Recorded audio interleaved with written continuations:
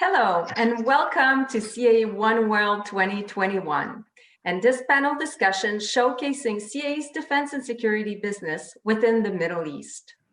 My name is Sophie Dupuis-Bates. I am a marketing manager for CAE Defense and Security.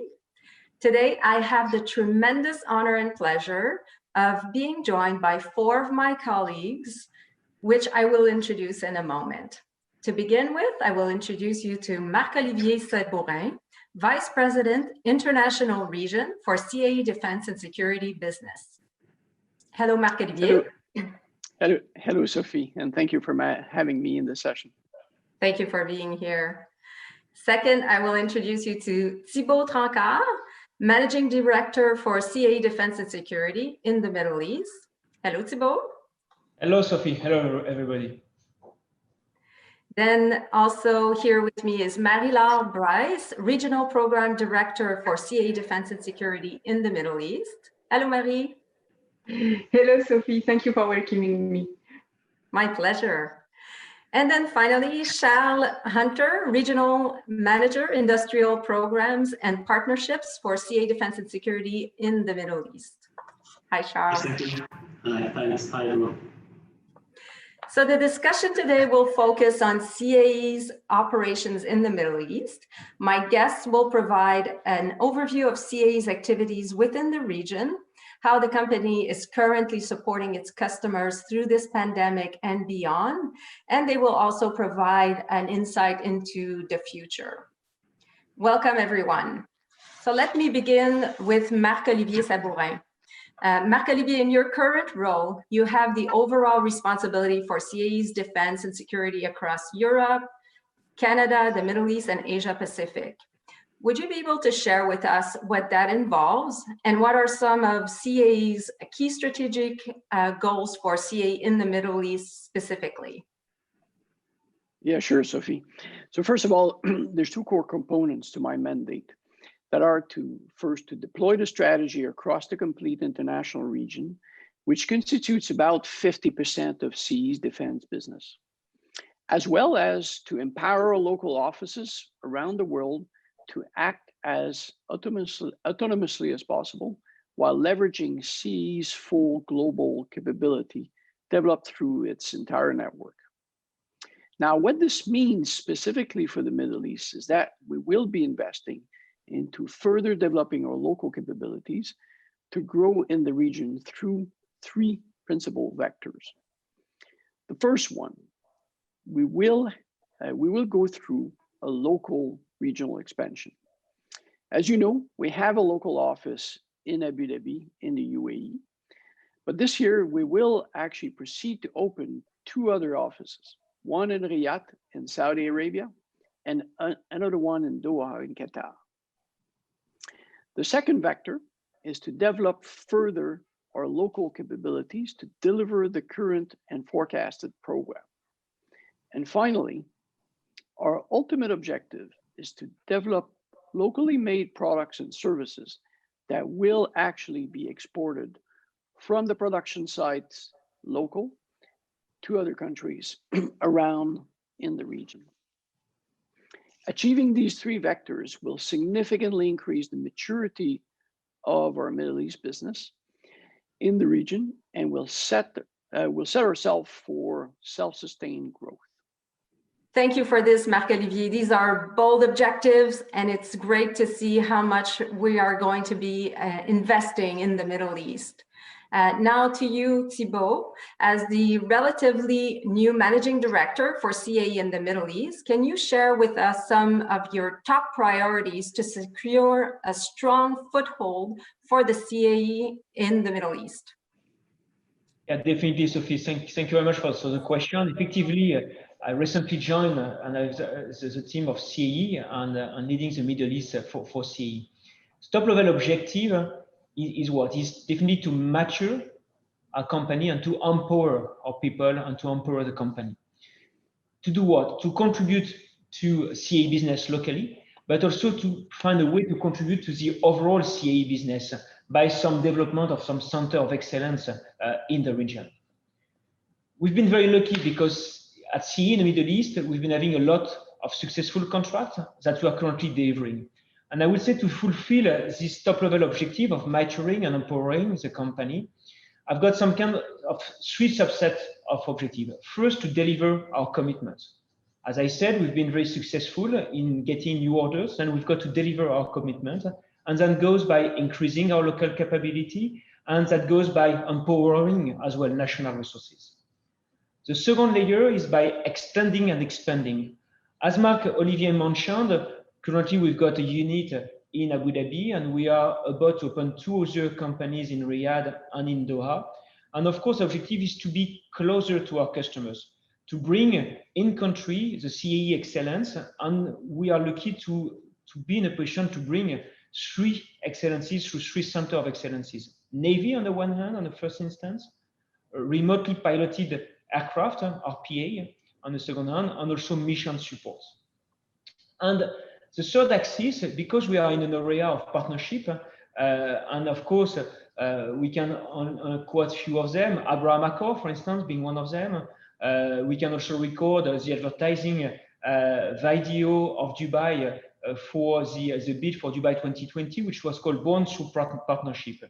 And of course, for me, as leading CAE for the Middle East, the objective is definitely to put in place the right long-term partnership and to work with the right strategic alliances as well. Great. Thank you for this, Thibault. Now on to you, Marie-La, as the Regional Program Director for CAE in the Middle East. Please tell us more about the program CAE is delivering in the region and how you are supporting your customers through this pandemic and also beyond the pandemic. Okay, thank you, Sophie. Yeah, so in the UAE, in fact, we have 3 big programs on 3 different domains and with 3 different customers, the Air Force, the Navy, and the Joint Aviation Command, which is the helicopter of the Army. We have also additional programs in other Middle East countries. We have a CAE logic of service of continuity. So that means to help the customer from the training to the mission support. So despite the pandemic and all the restrictions associated, we manage to maintain all our operations with our different customers. In the meantime, we are of course complying with each of our customer health and safety protocols. Only on some simulator deliveries were impacted. In fact, due to the travel restrictions starting in March 2020, one of our biggest programs was impacted. We needed the integration team to travel from Canada to the UAE, and we had to wait till November to be able to bring the team in country. Of course, they had to go through quarantines in Abu Dhabi, to several COVID tests, but eventually they managed to access the customer site, and they, of course, they completed all the work with the compliance and all the health and safety protocol. When they had to fly back to Canada, they had also to go back to quarantine, but the result was really a success. And we managed to complete the work they had to do being on site with the customer. This is wonderful to hear, and it's a tendency that we saw throughout the entire CAE organization, as well as where employees really went beyond and above to continue serving our customers to the point where it really hardly even impacted the operations. So that's wonderful. Thank you for this, Marie. So on to you, Charles. Could you highlight some of the other activities within the Middle East that CAE are currently involved with, such as the virtual internship program that took place last summer? And also, are there any intentions in offering more of those virtual internship programs? Hi, Sophie. Thanks. Yes. As you know, last year, CAE participated in the Tawazun Economic Program internship, which was known as SEEDS. We successfully recruited 22 students from 4 different universities and delivered a 2-month virtual internship program. It was a great success, and CAE are looking forward to participating in future virtual internship programs. And in addition to that, we're also now looking at developing the next generation of talent within the UAE and the Middle East, in line with Marc-Olivier and Thibaut's strategy of local capability development within the region. Good. Thank you, Charles. Back to Marie. Can you tell us more about some of the programs you see on the horizon and what capabilities and experiences CAE would bring to the region? Of course, Sophie. So CAE is a very international company. We are over 35 countries, and in the Middle East, we have offices, of course, in the UAE, in Abu Dhabi, but also in Dubai, in Saudi, in Kuwait, in Oman, and other countries. So we are working to grow our capabilities locally to stay very close to our customer in the region. We are also, as Thibaut mentioned, we are developing Center of Excellence in the Middle East. They will be key contributors to develop our competencies even more, and we will gain in maturity in several domains, with naval, the remote pilot aircraft, and the mission and operation support. As Charles mentioned, we are also working to develop national resources and capitalizing on existing offset programs. We also work on transfer of know-how. Our aim is also to locate the innovation as close as possible to our customers. Thanks to all those initiatives, we will increase our local capability. We will address the customer on the behalf of the whole CAE, one CAE. It will allow us to deliver more programs to our customer in other countries and also to export the UAE to other customers in different countries. Yeah. So Thibaut, back with you now. In this post-oil era, we are seeing a push for the Middle Eastern countries to further develop their technology, pursue digital transformation, and to grow knowledge-based economy, which seems to be very much in line with what CAE is currently doing. Would you be able to explain to us what are some of the value that CAE would be adding to the countries in the Middle East? Definitely, thank you very much for the question, because effectively post-oil era is really a recurring and an increasing concern for the country of the area. Let me quote His Highness Shah Mohammed bin Zayed Al Nahyan in Gulf News back in 2015. He said, in 50 years, when we ship off the last barrel of petrol, we will not be sad. And I think this little sentence really explains everything. I mean, we are in countries where, of course, they did grow thanks to the oil, but now they are preparing the after oil. Every country has this vision, 25, 2030, 2035, and even for Kuwait. And of course, our objective is to work and to work more in accordance with that. I mentioned earlier about partnership. We want to have the right partnership, and we are in countries where we've got a lot and an increase in the local industry. To name a few of them, Samigami in Saudi Arabia, Edge in the UAE. And our objective and our strategy is to bring the innovation in a country, to co-innovate, and that's most important, to co-innovate, to co-fund together with these companies in order definitely to bring, as I said earlier, the excellence as well in a country. By essence and by definition, CAE is a digital company. Of course, we're all speaking about digitalization of the world, AI and so on. By definition and by essence, CAE is a digital company. We name and we pride ourselves to be what we call a trusted partner of choice and trusted training partner of choice. Little by little, we're going to shift to the mission partner of choice. What does that mean? That means that we want to bring a bit more of innovation here in country around data fusion, around data visualization, around artificial intelligence, around space analysis, and so on and so forth. And of course, as I said, we are a world leader in digital immersion, and we want definitely to enable our customer to achieve their best performance thanks to all that. In a nutshell, I think we've got all of the ingredients to drive our success. We've got the contracts, we've got the strategy, we've got the vision, we've got the ambition to localize, to co-innovate, and again, to bring the innovation, to bring the best of our innovation as well in this part of the world. Yes, and as a matter of fact, CAE is a high-tech company, so very well positioned to be bringing a lot of value to the country and partnering with also the different countries in the Middle East. So thank you for that. Very interesting insight. Marc-Olivier, this will be our last question today. So CAE's group president, Dan Gelston, in a recent interview mentioned that he had strategically identified a significant amount of potential growth for CAE in the Middle East region.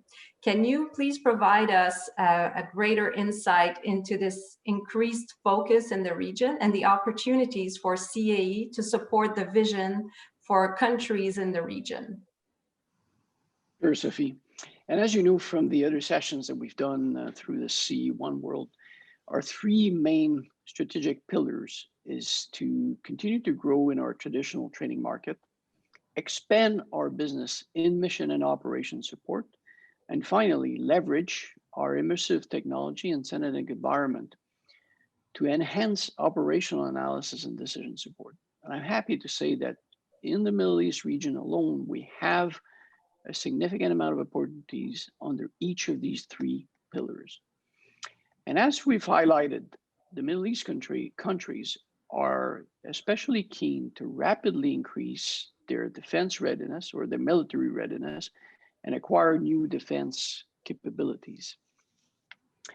Now, the reason why I think we're very well positioned for this is particularly because we have invested a significant amount of R&D funds.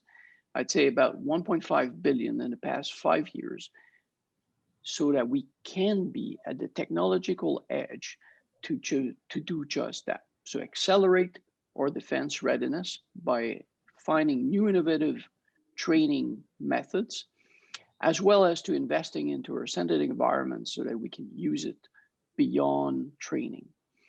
And we're actually planning to invest about another $1 billion in the next 5 years, so that we will keep CAE at the leading edge.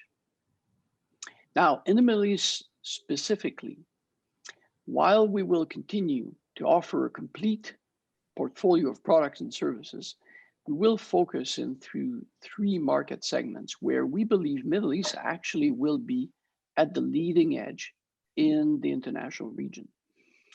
I think naval training has been a key success for us in the Middle East and will continue to do so with unmatched training capability.